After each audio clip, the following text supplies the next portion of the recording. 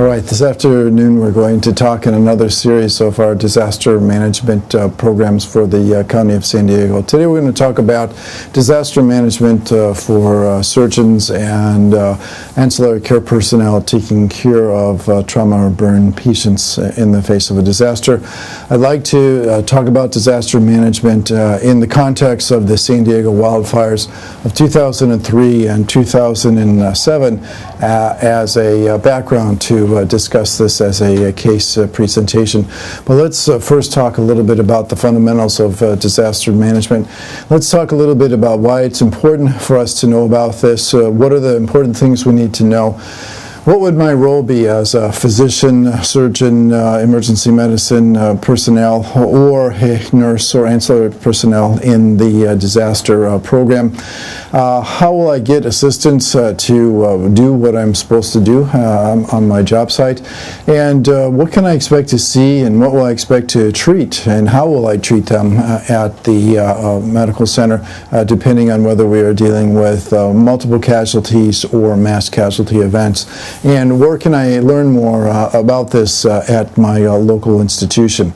Let's talk a little bit about two main types of disasters, the natural disaster versus the man-made disaster. These disasters can be categorized with respect to the timing and the sites that they occur in. For example, a tornado is a very discrete event in a very discrete time period. The tornado went through Joplin, Missouri. It went through on a day in May, and it was gone within 30 minutes. And that's a very discrete disaster that just wreaked havoc for that town, particularly for their medical system. There is another type of disaster that's a discrete site, which can be looked at as a volcano, and it's there for thousands of years and intermittently erupts. So over time, it has disaster potential.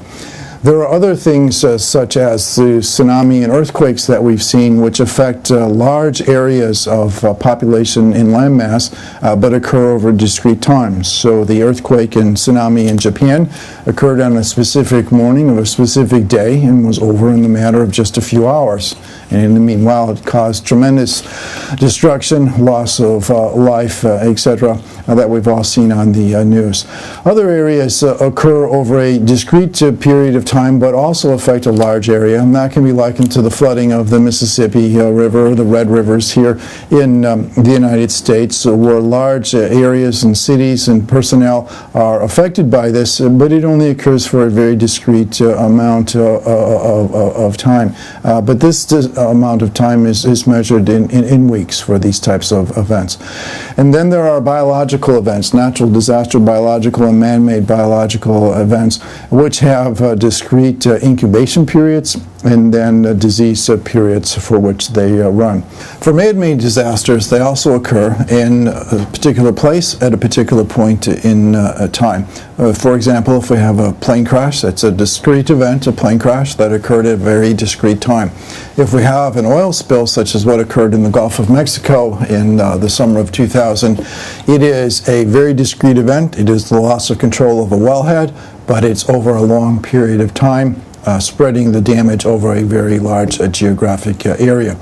The second thing that we would think about here is a large area over a discrete time period event that might be man-made are some of our firestorms that we've seen here in 2003 and 2007. Once these fires have been started, and there are implications that these are probably man-made fires, some of them are arson, some of them are thought to be due to large power lines that are hitting each other during the windstorms, causing sparks and secondary fires. But these occur over huge areas of San Diego County, and yet it is a discrete time, but the time is measured usually in the span of about a week.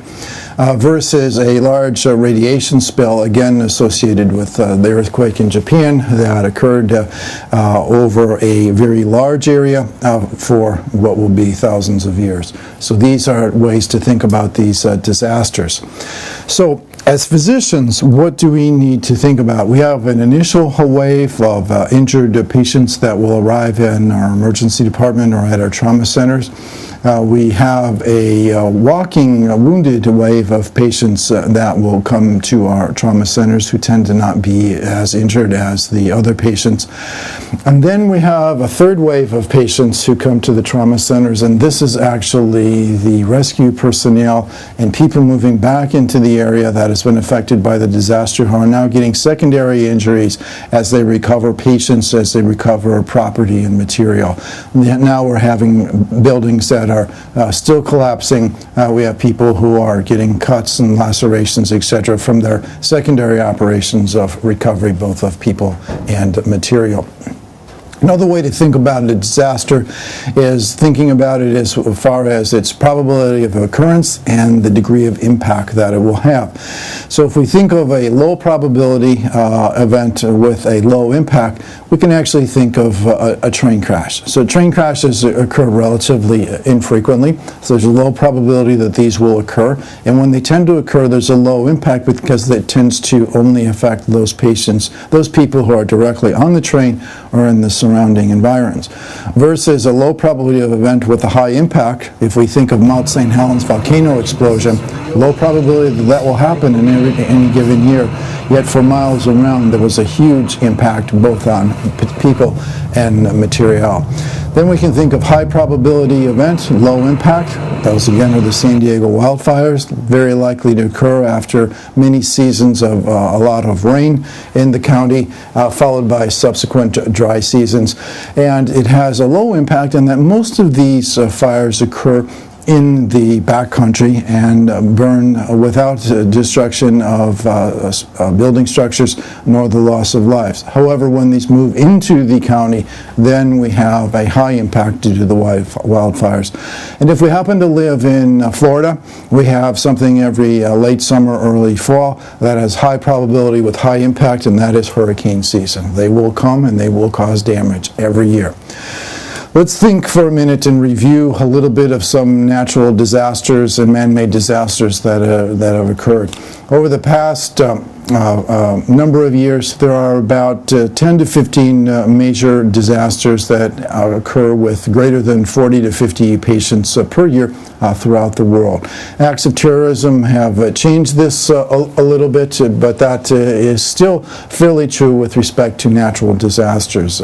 Injury, as we see it with these disasters, is not the only key to how we handle the disaster, but we also have the displacement of many people, personnel. We have the loss of property and infrastructure damage to our medical system, fire rescue system, and we need to anticipate ahead of time these potential problems and bring in the resources ahead of time to aid our county to taking care of the disaster. San Diego County happens to be one of the more advanced counties in dealing with disaster preparedness.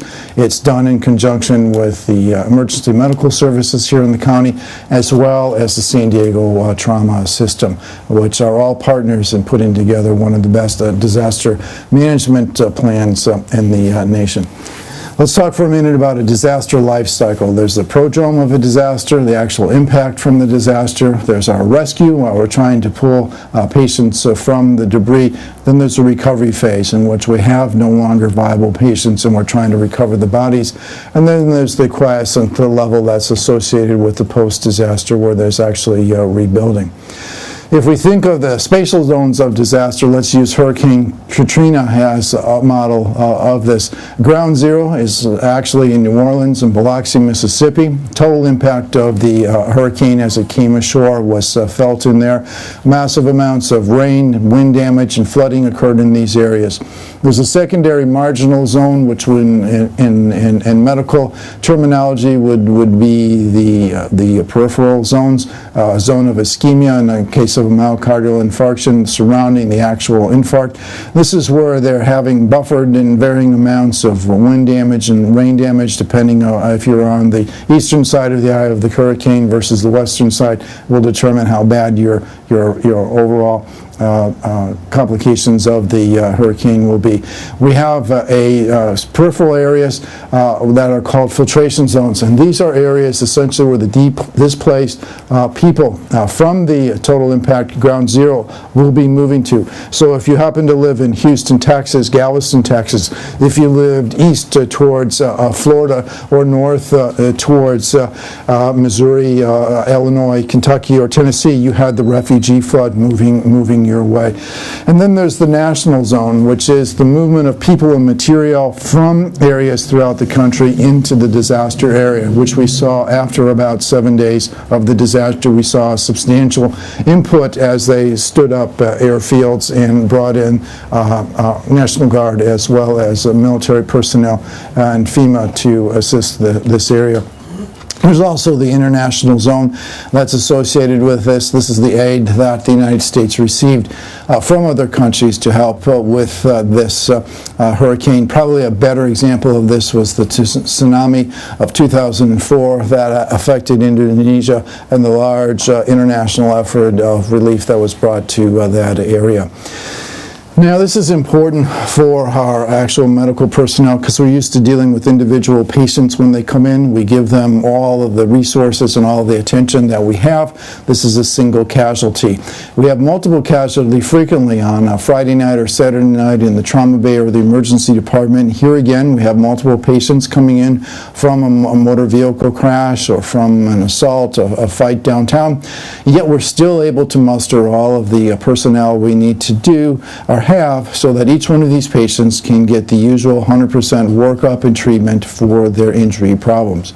However, when we exceed multiple casualty event and move into a mass casualty event, now we have the amount of patients that exceed our institution's ability to take care of them. And this will vary from institution to institution. So if I'm sitting here at one of the major hospitals in San Diego County, each of the trauma centers here can handle multiple patients at one time. If we happen to be at St. Elsewhere and we're in a small emergency department where there's one physician, a couple of nurses, and ancillary personnel, we may have a single casualty and be able to take care of that. We may have a multiple casualty where we have 2 patients or at most 3 patients that come in, and we can take care of those and give them 100% of our attention. But by the time we hit 3 or 4 or 5 casualties, for us that might be a mass casualty event because we no longer can give 100% of our time and resources to these patients. The way in which we act in a mass casualty event, where we try to do the most good for the most people, is different than when we have singular casualties and multiple casualties, where each patient still gets 100% of our time and 100% of our effort. We just have more people to bring and more resources to bear on those particular events. Another concept of disaster management that we need to talk about that's often discussed in trauma systems is triaging of patients. We have the triage that occurs in the field where we try to tag those patients that have potential life-threatening injuries that we can do something about as tagging them as red. If we have patients that have injuries that need to be seen but not emergently, such as fractured extremities, lacerations that are not causing extensive hemorrhage, they will be triaged to yellow. And we have patients who will be triaged to a green, which essentially are our walking wounded. Lastly, we have a triage concept where we have black tags on patients, and these are patients that are expecting to pass away regardless of the help that we give them. And they will be given pain medications and comfort care. Another concept to think about is over-triage and under-triage. These are trauma terms. So over-triage are sending patients to levels of facilities that have high level of care that they can offer, and the patient really doesn't need to be there. They're being over-triaged.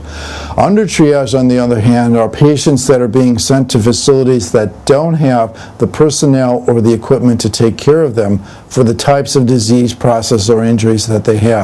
Under-triage is actually probably worse than over-triaging because then the patient ends up at the wrong place and cannot get the potential life-saving treatment that they need. Over-triage will effectively have a problem where you will flood the institutions that have the personnel and have the equipment to take care of serious injuries, but you'll be flooding those areas and facilities with patients that really don't need to be there. So you kind of choke that system. But you can work with that much better than you can work with a patient who is under triage. So triage efficiency and accuracy is something that we work on in the field. We also work on that in our trauma system. If we look at the San Diego County trauma system with the use of the medical intensive care nurse radio system, we're able to try and offload multiple patients when they occur at any one time to multiple hospitals, so we don't move from a multiple casualty event at one hospital to a mass casualty event at that hospital, but we disperse the patients throughout the county trauma systems. And the critical mortality that we talk about in a disaster is that attributable mortality that's a result of the disaster itself, as opposed to other deaths that occurred during a disaster that may have occurred without that disaster, myocardial infarctions, pulmonary disease, respiratory diseases, etc. So when we talk about scene triage is the first place in which we're going to triage our patients. There's going to be in a disaster a secondary triage that's going to occur usually just outside the emergency room door or just as the patient enters the hospital. This is called secondary triage.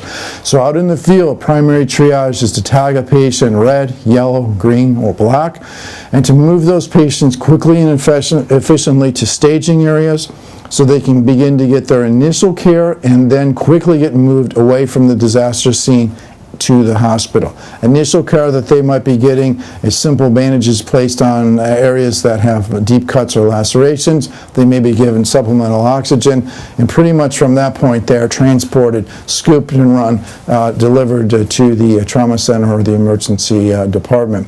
Good triage on the scene will permit the right patients to get to the right facilities.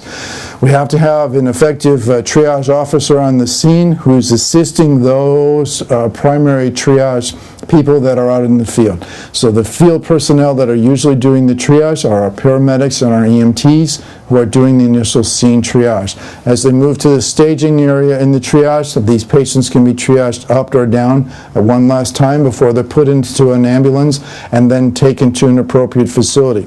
When they get to that facility, they will be re-triaged again to determine the level of care that they need and where they enter into that system. Do they go to the emergency department? Do they go to the trauma bay? Do they get sent directly to the operating room, preoperative holding area? Do they go to shock and holding? These are decisions that are made on the grounds of the hospital. This second triage area is usually run by a physician, and it is a very important triage physician because this will determine how the flow of patients enters into the hospital. All hospitals surrounding the disaster have to watch for the walking wounded who will show up on their door and present themselves. So you have to have ways in which to deal with these patients, which usually involves creating a secondary receiving area, waiting area, and essentially an urgent care setup to help deal with their problems. The other thing that we have to watch out for in a natural disaster, but more importantly in a act of terrorism, is a second hit phenomenon. And that is where the people on scene, the fire rescue people, the EMTs and paramedics are going in and rescuing patients, and then there's a secondary explosion, either deliberate or secondary natural explosion, which now takes out a whole new group of people who will become victims and patients rather than rescuers. So as I mentioned before, the triage categories are immediate care, and these are tagged as red. Delayed, which are tagged as yellow, patients who can hold on for a period of time to receive their definitive care. The walking wounded get a green tag, and the patients who are expected to die are actually getting black tag. These are one of the examples of a tag in which are out in the field, and essentially what is done is you tear off the bottom of this tag, leaving that last one on the bottom is the active triage category. So if this patient wanted to be tagged green, I wouldn't do anything to this. So when someone were to look at the bottom of this tag, they would see what's on the bottom is green. This is a walking wounded. If I wanted to get them into immediate care because they had life-threatening injuries, I would tear off the green and tear off the yellow from the bottom of this because it's all a perforated piece of cardboard. And the bottom portion of this card would now just have the red immediate tag on there. If I thought the patient was expectant or deceased, I would tear off the red, green, and yellow, and I would just be left with a black tag that would indicate the patient was either expectant or had actually passed away. If we take a look at some of the examples of our disasters that have occurred in recent years, we'll see how the distribution of patients really is not good in most disasters. There's a maldistribution of disaster casualties at each one of these events, and for the most part they continue to be this way, despite a lot of our training that goes into trying to prevent this from happening. This is just the natural occurrence of a disaster. If we look at a train wreck in 1977 that occurred in Chicago, Illinois, there were 103 injured patients. Chicago has a large trauma system that is set up at the present time. It was very unorganized at that period of time, and these 183 patients went to the 3 closest surrounding hospitals. They weren't necessarily trauma centers or even equipped to perform that, but that's where they went. 60, 60, 60, if you will. If we look at Plainfield, Illinois, a small town in central Illinois, where a large tornado came through in 1990, there were 221 injuries. They were all taken to one hospital in Plainfield, Illinois. There was no plan to bypass that hospital with some of the patients to take them to the surrounding hospitals. There was no plan to bring in emergency air equipment to move patients out of that. One hospital, 221 patients, some critically injured, most of them walking wounded. You're the triage officer at the emergency room door. How can you begin to take care of these patients? How can your surgeons begin to take care of these patients? It's impossible. That's why we have to have better planning. New York City, 2001, 9/11 crashes with casualties, 776 patients taken to 2 hospitals in New York City. How many trauma centers do we have in New York City? 776 patients went to 2 hospitals. How do you deal with that? Granted, a lot of them were walking wounded. Again, how do you deal with 776 casualties at just 2 hospitals? Madrid, Spain, when they had the bombing in the train, the 2 trains, there were 1,430 casualties. Half of them were taken to only 2 hospitals. So 715 patients taken again to just 2 hospitals. There are better ways to distribute these patients. When a disaster occurs, we have to implement these ways. We have to train how to do this. The dual wave phenomenon that I described earlier is that the hospitals that are closest to the disaster will initially be inundated with the walking wounded. They generally will get there before the seriously injured patients get there. Seriously injured patients on the scene need to be stabilized, put on gurneys, moved into the ambulance, go through the triage process, and then delivered to the surrounding hospitals.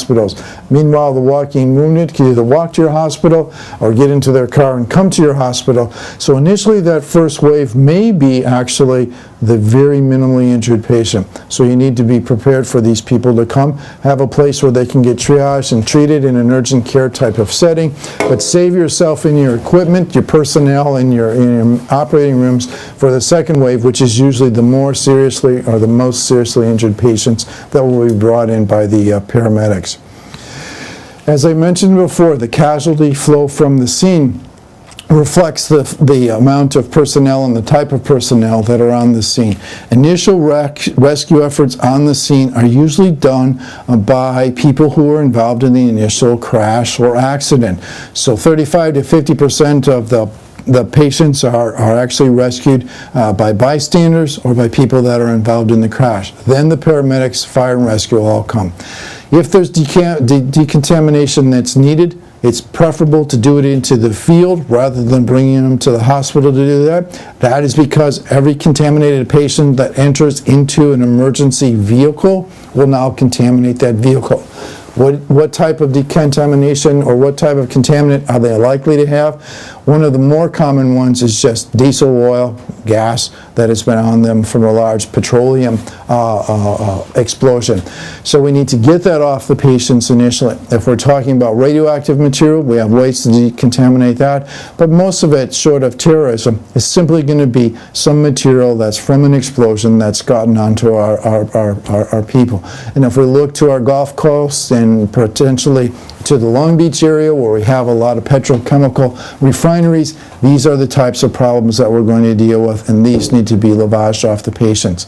Then we also triage the victims on the field, as I mentioned, the initial walk-by triage of the EMT, and then the triage at the staging points on the field, and then a formal secondary triage once the patient arrives at the hospital door. We have an evacuation plan, a movement of the ambulance into the area of the disaster and egressing out of the area of disaster. And definitive treatment for most of these patients will actually occur when the patient arrives at the hospital. There can be somewhat of definitive treatments done in the field, for example, establishing airways on these patients. But whether or not we establish an airway on a patient depends on how big our disaster is and how many patients we have. We may leave patients with severe maxillofacial trauma in an effort to save more people with lesser injuries than the amount of resources that is going to be expended on that patient. But that's a decision that needs to be taken on by the field triage officer and then the secondary triage officer at the site of our hospital. The organization of our disaster site is that which follows a disaster plan that was initially outlined by the California Department of Forestry back in the 70s. And that is that there is an incident command center that is set up at each one of the disasters. This is the center that may be at the disaster site. It may be a center that's actually set up at a county boardroom where the information is transferred to the people in the command center via radio. And the command center is responsible for the organization of the disaster relief, the movement of equipment and personnel in and out of the disaster, the logistical support, the operational support, financial support, security support, as well as control of news in and out of the disaster area. And this is done so that the people actually in the middle of the disaster, the people who are doing the nuts and bolts care and treatment of the patients, can be relieved of all these ancillary things that still need to be done in a disaster so that we function in a cohesive and provide a cohesive response. As I mentioned to you, the Incident Command Center is one that is set up either at the scene or in a county incident command room. Each one of the hospitals that you are in a disaster will stand up and have a hospital incident command center with very similar organizational structure as we see here. I mentioned that we have operations in which medical care and human and ancillary services are controlled. We have planning that's going to move a labor pool of people, medical staff, and equipment. We're going to plan how to move that through. Logistics is actually going to move this equipment and personnel for us. Finance and administration to procure those pieces of material that we need. This is a rather busy slide, but this is a slide that really encompasses the entire structure of a unified incident command. And again, this command structure is also followed at the hospital, called the Hospital Incident Command Center. Take a moment to look at this. You'll be able to identify ourselves in the medical service sitting in the middle of this underneath the aegis of the operations section of the incident command. We are there as well as law enforcement, security, tactical work, medical response group, fire, rescue, and hazmat. We're all under the operations center of this entire plan. And you can see when you look at everything that's under the ops plan here, it's really the operational people that are going to make this work for us. So some essential components of an overall disaster plan include secure communications for the personnel that are out in the fields doing the fire and rescue. In both the 2003 and 2007 San Diego wildfires, we had pockets of people and rescue personnel who were fighting the fire who were not able to communicate with the surrounding units. In one of these wildfires, we actually had a unit that was completely overrun by fire, with the result of 4 firefighters being injured and 1 fatally. And it was because they were not able to pick up the radio communications warning of the wind-changing conditions in their area, and that the fire had changed and was actually coming up the hill behind them. So it's very important to have secure communications, to be able to communicate and talk to your personnel in the field. Likewise, at our base stations and actually at the burn center, we are not able to communicate directly out into the field, but need to have an ability via repeaters to talk to the personnel out in the field to be able to answer the questions that they have for us. And we certainly need to be able to talk to the helicopters and the emergency medical service personnel who are bringing people into us, so we can anticipate their arrival and prepare for that. In the hospital, as well as out on the disaster, we have to have a very clear-cut chain of command, so that people know who they report to and know who they need to respond to, and also know how to get things done in the field.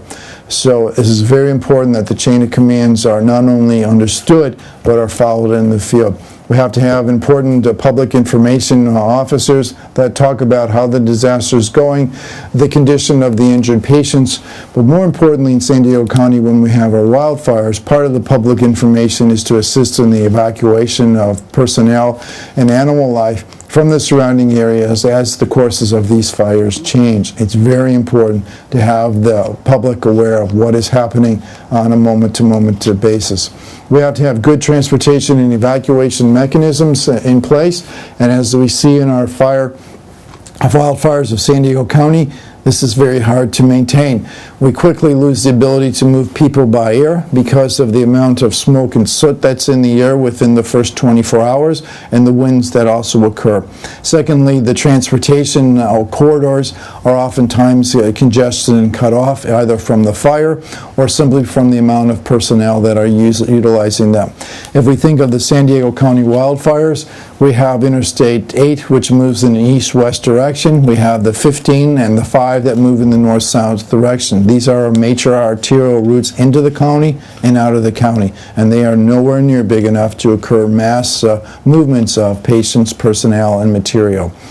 The other thing we need to do is to protect our medical assets, to utilize them when we need to, but also to hold them back until the bulk of the patients that we are anticipating receiving are here, so we do not utilize those assets up in the first early hours of the disaster. So this is a parsing out, if you will, of the medical assets. You really need, as a personal level, to know what your job is and how to do it, and to stay doing your job. If we all do our jobs, then we'll get the entire job done. If we try to do everybody else's job or move along as something becomes of interest to us, we then lose this cohesive unit of functioning in the disaster. And we also need to know on the medical director's position the overall management and strategy of how this disaster is working. So the incident commanders need to, out in the field, need to talk to the hospital incident commanders. The hospital incident commanders need to talk to the various medical and nursing directors in the hospital, so that we make sure that we have all of the equipment and personnel that we need. If we look at just a reporting statistics called the critical mortality rate, and these are the patients who are dying from critical illness, taken as a denominator all of the critically ill patients. So if we were to have 20 patients that were to die in this disaster today, and there were 20 critically injured patients only, that would be a critical mortality rate of 100%. Versus if we have 100 people that expired due to our countywide disaster, and we had 1,000 critically ill patients, that would only be a critical injury fatality rate of only 10%. This is important to know about, because we're not using as the denominator all the people that were involved in the disaster. We're just looking at the critically ill patients. So it's an important thing to think about.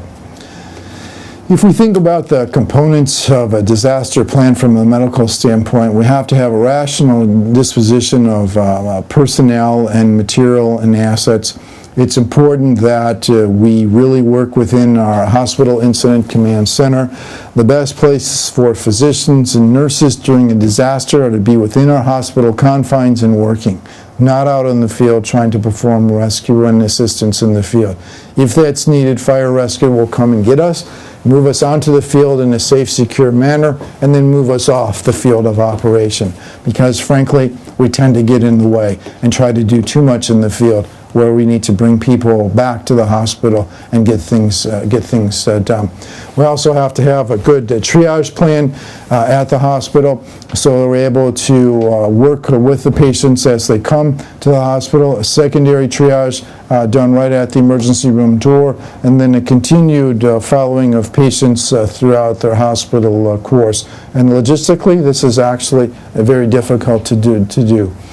If we think about some of the things that we need to have at the local hospital level, when the patient arrives, not only are they triaged, we have to have a good decontamination plan that's available at our institution as well as the other major institutions in San Diego County.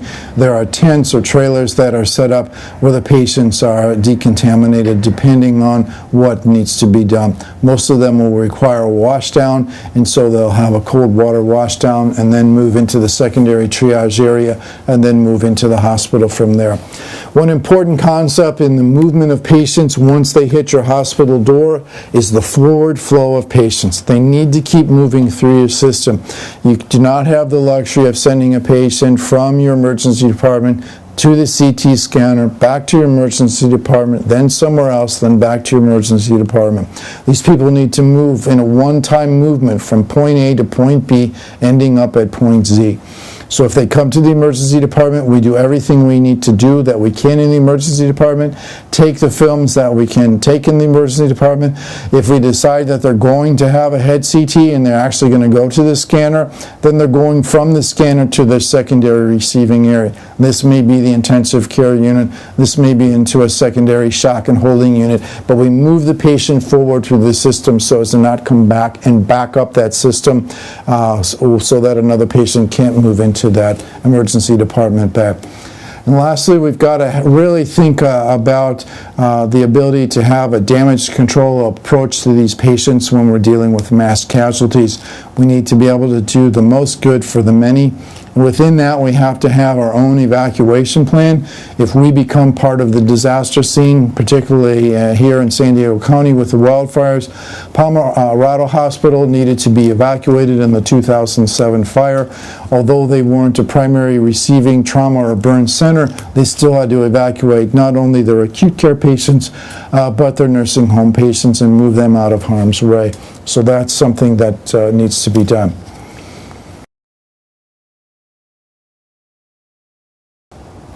Let's talk for a minute about the San Diego trauma system. Presently, we have 6 medical centers under the supervision of the County of San Diego. We have Scripps Mercy Medical Center, Scripps Memorial in La Jolla. We have Sharp Memorial Hospital, Palomar in North County, UCSD, and Rady Children's Hospital of San Diego. These make up the trauma system here in San Diego. Rady's is a primary pediatric receiving hospital for the county during traumatic events. UCSD is a secondary pediatric receiving hospital when Rady's is being overrun. Let's go into a little bit about our case study of the wildfires of 2003 and 2007.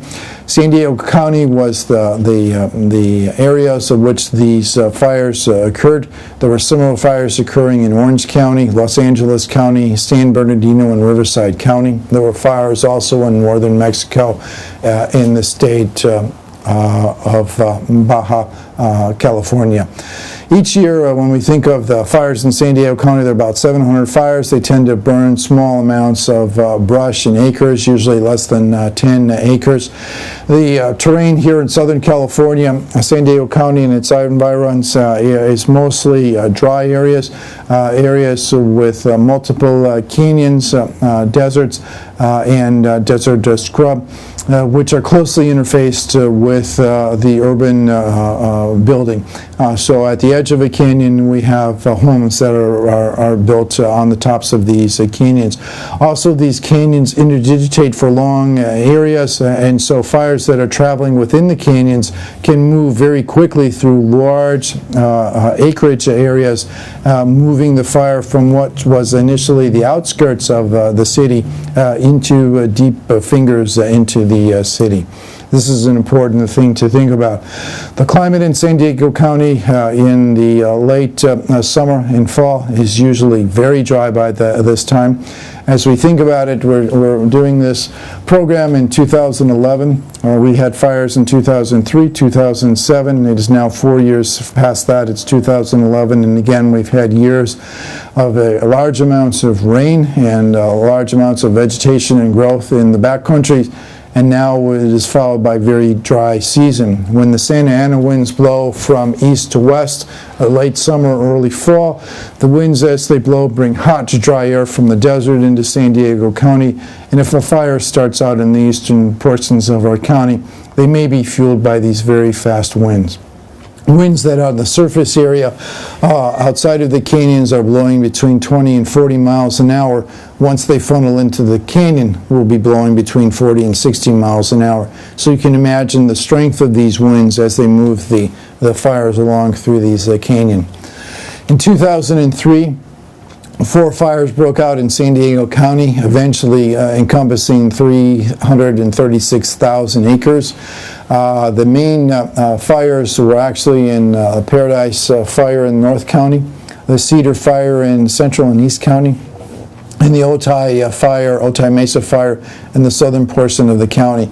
The Camp Pendleton Fire was the smallest of these and burned 8,500 acres, predominantly brush, and did not involve any fatalities or major structure fires. In 2007, in case you thought you lived in a good area and it had already burned out once, the fires were surprisingly close to and usually within 1 or 2 canyons adjacent to where the fires burned in 2003. So these fires tend to have a predilection of burning in the same areas of the county. The fires in 2003 and 2007 were caused by a multitude of different problems, some of which still have not been discovered. But they include arson, they include lightning strikes, and they include problems, perceived problems from high voltage cables that might be during the high gusty wind actually sparking as they hit together.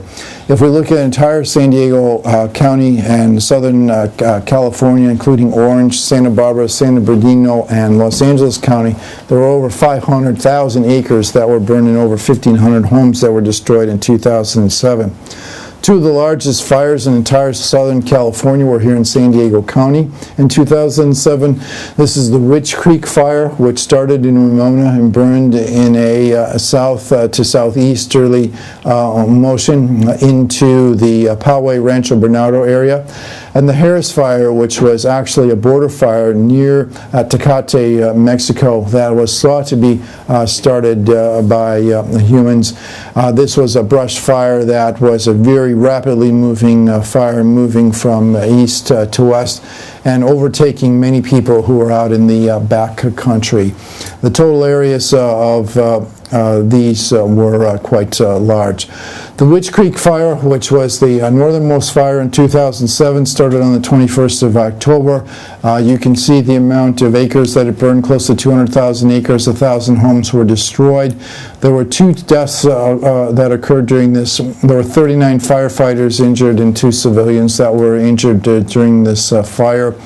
The Harris Fire, which was a fire located in the southern portion of San Diego County, occurred on the same day. It was actually the first reported fire in which there were a significant amount of injuries. 34 firefighters were injured in that, 21 civilians were injured, and there were 5 deaths associated with this. This burned approximately 90,000 acres. If we look at the human toll, to 2007 fires, there were 9 fatalities, 85 major injuries, 65 firefighters that were injured, and a Border Patrol agent that was injured. So a significant amount of human toll involved here. Let's think for a minute and talk about these fires, because if you've not been involved in one of the wildfires, it's really an animal that you've never seen before. It's not like a typical structure fire where the flames are moving in a straight vertical direction. If you're 100, 200 feet away from the fire, you're not going to be involved. These are fires that have created weather patterns of their own, local weather patterns. These are fires that are occurring in the face of very fierce winds. So what we tend to see in these fires are flames are moving in a somewhat horizontal direction as they burn off the house and burn off the ground.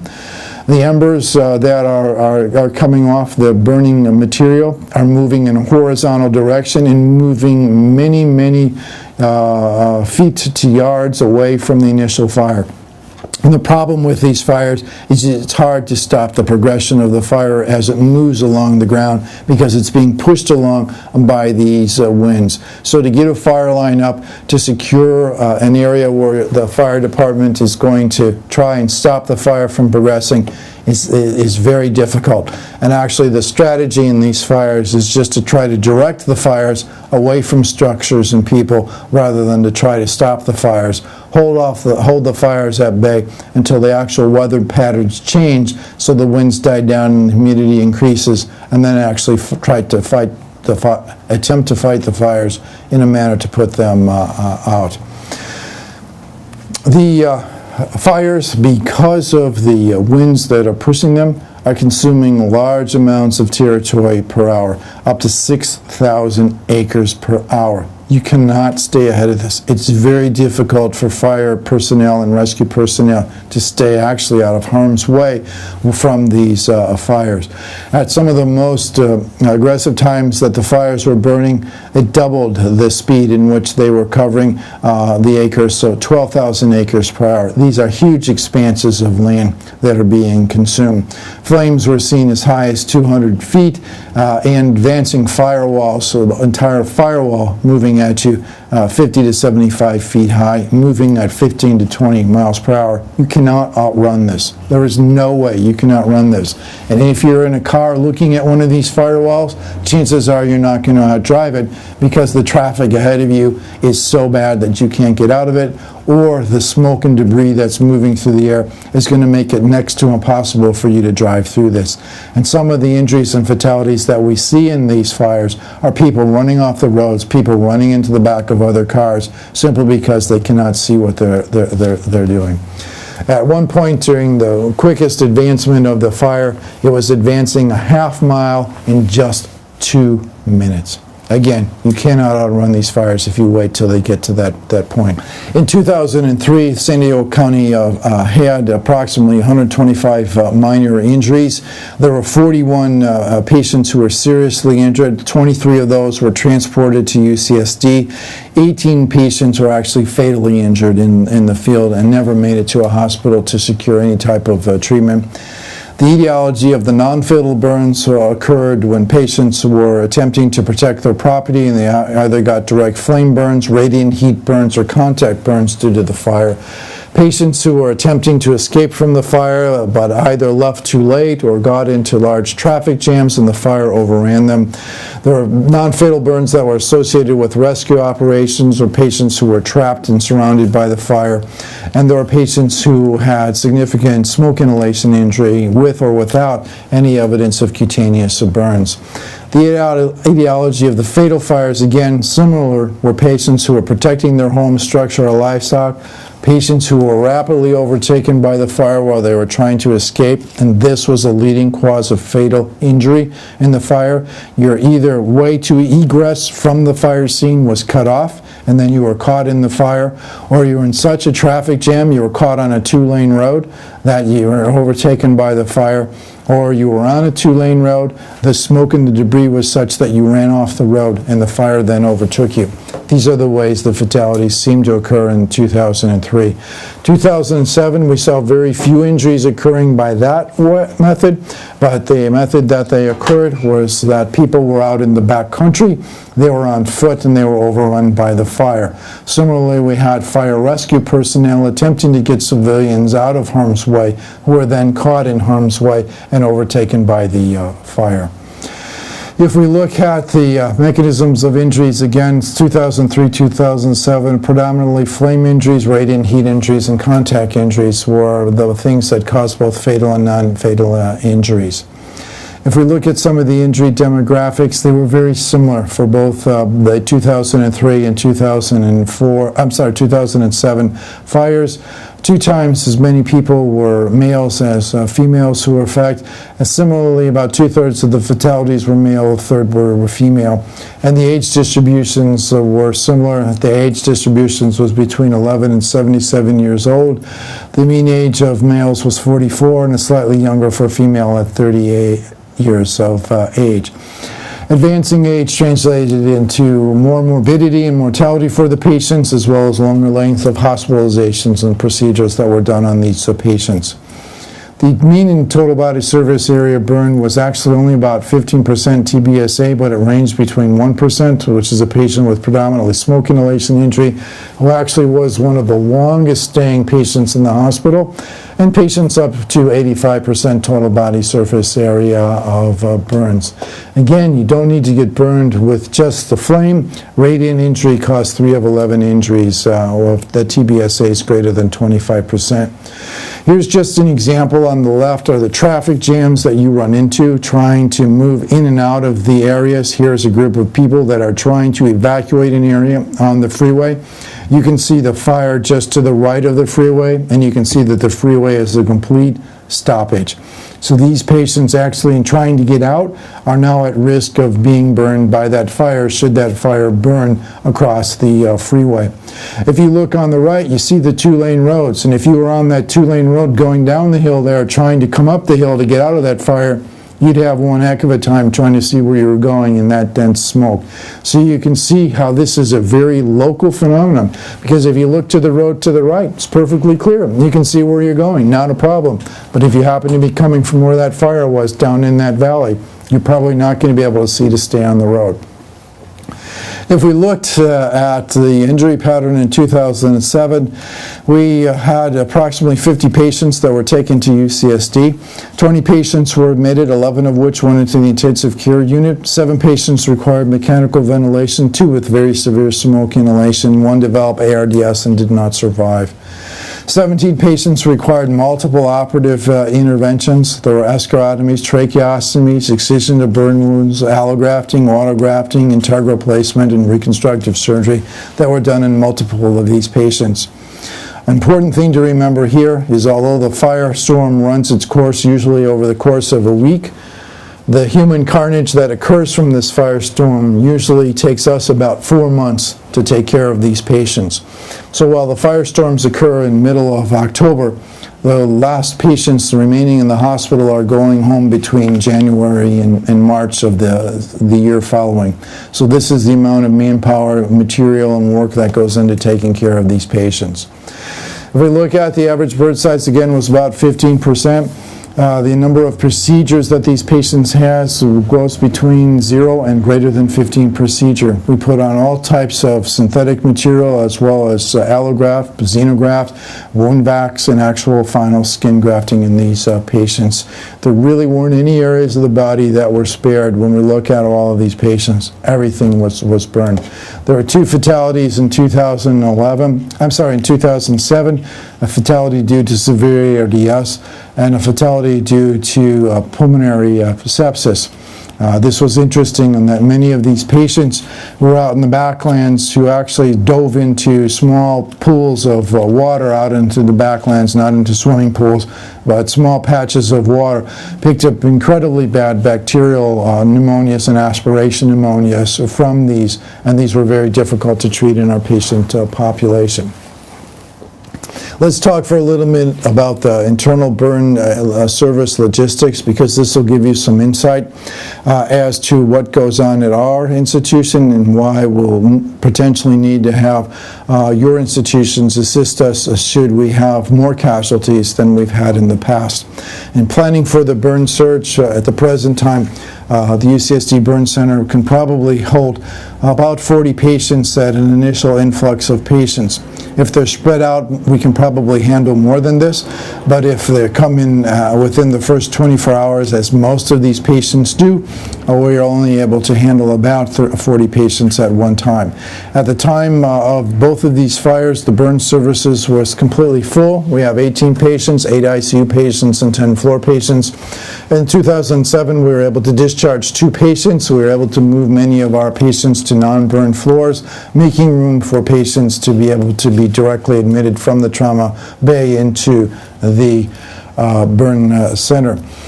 23 patients arrived at UCSD in 2007. 5 were evaluated, treated, and released within less than 6 hours, but 18 patients were admitted, and they were responsible for 475 patient days. 18 patients. The average length of stay in our patients was 26 days, so almost a month per patient.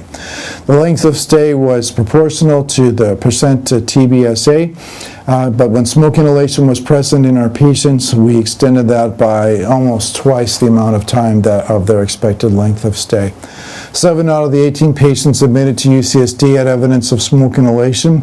3 patients only experienced smoke inhalation with no cutaneous burns. The remaining patients had combination smoke inhalation and cutaneous burns. These burns were over their arms, over their anterior posterior torso, and included their face. Of these patients who had severe smoke inhalation, 6 of the 7 were intubated. 5 of the 6 patients intubated received tracheostomies, underwent multiple bronchoscopic, both diagnostic and therapeutic interventions, and there were 2 deaths ultimately attributed to their inhalation injury. One patient who went into severe ARDS and died within 2 weeks, and the other 3 the other person who died later on in their hospitalization to a pulmonary sepsis that was due to an organism probably picked up at the time of their original injury. If we look at the operative procedures that we actually did here, multiple escharotomies, tracheostomies done on these patients, surgical excision of the burn wound, placement of artificial skin substitutes and temporizing factors. We also put allograft, xenograft, and autograft on these patients. If we look at the amount of destruction of structures and vehicles, in both the 2003 and 2007, tremendous destruction of almost 4,000 homes were destroyed within our local area of Southern California, 650 outbuildings, 55 commercial businesses, 100 automobiles, multiple animals that were killed, maimed, or injured that we'll never be able to count. Total acreage burned was approximately 600,000 acres in these fires. What does it take to put these fires out? It took, in 2003, fire crews from 90 cities who responded with our call for mutual aid to San Diego County. If you recall, that was the time in which fires were burning on other places in Southern California, and a lot of our firefighting equipment and personnel had already been sent to those areas to fight fires and needed to be recalled. There were over 5,000 firefighters who were involved, 10 air tankers, 15 helicopters finally were engaged in the fire. 200 engine companies from San Diego County, actually leaving only 2 engine companies to cover San Diego City proper during the course of these fire. Multiple police, sheriffs, and military assistance to help. In 2007, similar thing, 6,000 firefighters were brought into San Diego County to put these fires out. We had another 3,000 hotshot prisoners that were brought in to help put the fires out. 60 firefighters from Mexico were sent here. National Guard, the United States Army, Navy, and Air Force also participated in various efforts to put out these fires. One of the areas that I'd like to close with is to talk just a little bit about lessons learned from these fires, because I think these are applicable not only to future fires, but applicable to other types of disaster events.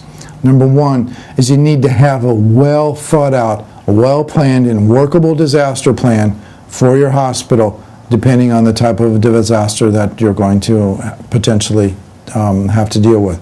For us, it's a well-planned burn disaster. This doesn't mean that we have multiple disaster plans sitting on the shelf, one for burn, one for trauma, one for biologic, but we have a basic blueprint of how to deal with these disasters that we can apply and amend at the time of the disaster. So our burn unit disaster plan really comes off the shelf as a boilerplate trauma, burn, biological, infectious disease disaster plan that is then amended to deal with what we need to deal with, particularly with the burn. You need to have this plan. The plan has to be well thought out. It needs to be workable, and it needs to be tried out. You can't be trying out your disaster plan for the first time when you're doing the disaster. It won't work. There are too many bugs that you can't anticipate when you sit down and write these plans out. Secondly, you need to have rapid triage at your local hospital of patients that are in beds that need to be taken up by patients coming in from the field. So you need to have a place to move those. And you can't just have the idea that you're going to move them to other beds. You've got to have areas that are set up for patients that you're going to discharge, that they actually can go sit down there and wait until they're being able to be picked up by their rides. So you can move them physically out of their beds, off the wards, and still be able to water them, feed them, keep an eye on them until their loved ones come to pick them up. You need to think about when to go into your triage mode, your code orange in the hospital, so that you can bring all the logistics and additional administrative help to bear on the problem before you get too far into this. It takes a while to get your triage mode up and running and the people back in the hospital. Don't wait till you're too long. Don't continue to go it alone thinking that you can carry this load. You have to inform your administrators that you anticipate that a disaster has occurred and to give them information as to what is coming so you can keep them abreast of what's coming, so then when you need to call a code orange, that they're on the same page that you are. Remember, your institutional memory tends to be short. There will be many people who don't remember the disaster and how that played out 5 years ago or 10 years ago. It may be a whole new set of administrators that you have to deal with. You have to educate them very quickly and bring them up to speed. The other thing that we learned in our disaster is that our usual modes of moving patients from the field to the hospital might be disrupted. In our case, the disruption were the weather conditions, the soot, and the condition of the smoke in the air took away very early on in both of these fires the ability to move the patients via air medical transport. We could not move them by helicopter after about the first 12 hours of the fire. The helicopters were grounded to about day two and a half. Also, the ability to move the patients on the ground severely inhibited by all the roads that are being blocked off, as well as the people that are trying to leave the areas and are blocking the roads. Many of these roads, which are two-lane highways, are changed into two-lane highways going one way to get people out. So it's difficult to get the emergency medical personnel and first responders in there, and then they're caught in a traffic jam as they try to get out. And so you have to remember that your patient population may stay out in the field for extended lengths of time, may show up at your doorstep more severely and physiologically injured than you would expect. But you also have to be willing to provide at least radio care or phone care to the surrounding hospitals or to the EMTs in the field to help deal with these patients before they make it into your hospital. We talked to many EMTs and fire rescue personnel in the Julian area, Hamul area, out in East County, long before the patients ever arrived to the UCSD Burn Center, trying to assist them on how to manage the conditions they had there, also to assist them on how to triage patients based on the look of the patients from what we could see on the phone. So this is an important thing to have to consider. Continuing with lessons we'll learn. Remember that the situation that you find yourself in is going to be a fluid situation, and you need to be able to adapt to the circumstances that are being dealt to you. Patients may come in initially very quickly, then there may be a period in which they're not coming in because the fire rescue personnel can't get them into you, and then they come in waves once again. You have to be able to adapt yourself and your staff and the utilization of your equipment and material to obtain that. Despite how good your disaster plan is, people are going to find ways to thwart your disaster plan. Despite having security at our doorsteps, secondary triage officers in the emergency department, we still had fire rescue people bypassing all of this because they know our hospital so well and be able to find themselves all the way up on the 5th floor burn intensive care unit doorstep trying to present a patient there when our burn unit is completely full of old patients and new patients, and then we have to redirect them back down to the emergency department. It's going to happen to you. Be able to adapt and deal with that. It doesn't help to yell at them and tell them they're in the wrong space. What you need to do is just quickly assign someone to take them down to where they need to be and move it along, and just inform them when they come back next time. Go through the secondary triage officer down in the emergency department, and they will help them get them where they need to be. We also need to think about how do we triage patients out of the region. And this is usually impossible in many of the disaster situations, particularly as they're related to burns and the wildfires, simply because we cannot put them on the ground and move them out of here. The roads are too full of cars and congested, nor can we fly them out of here. And if you think of our situation, it's very similar to the Katrina situation. They could not move patients out of there for many days. And as a result of that, you have to be ready to take care of these patients for longer periods of time.